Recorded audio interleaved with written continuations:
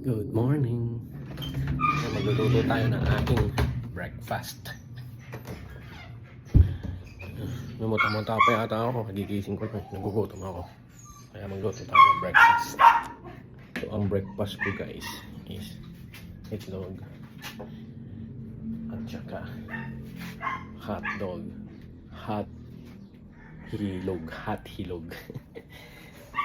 Kasi hindi sinangag yung kanin ko, kaya hot, sabihin hotdog, hindi sinangag, tapos itlog. Magluluto na ako, gutom na ako eh.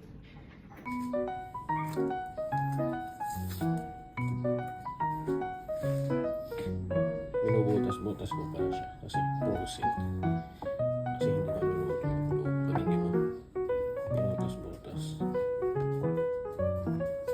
kaya binubutas-butas ko siya.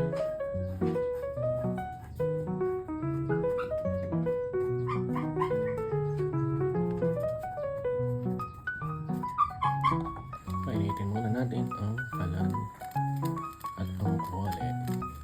Tapos, tsaka natin ilagay ang mantika.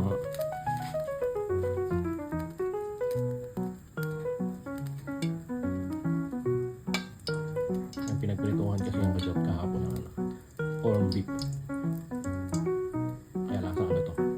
Patatas. Ayan, lagay ko na ang hotdog.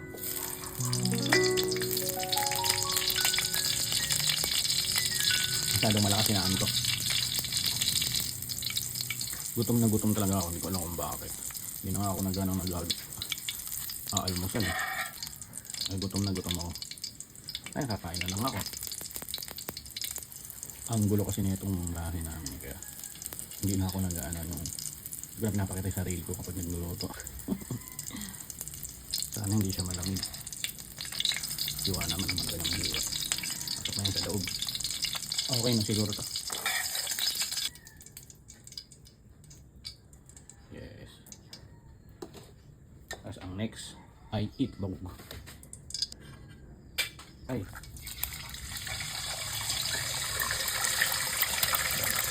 Bobo magbukas.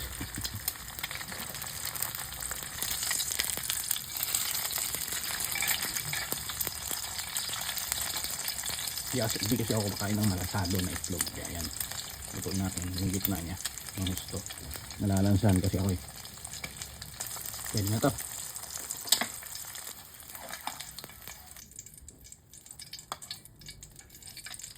Yan. So yan guys. So ito na yung agahan natin.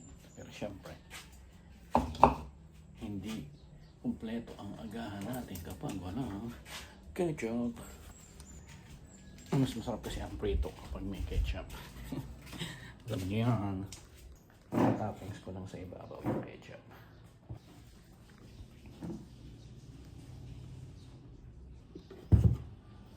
Yan o. Sarap niyan. Hot hilog. Hotdog. Hindi sinangagat itlog. So yun guys. Kakain na ako.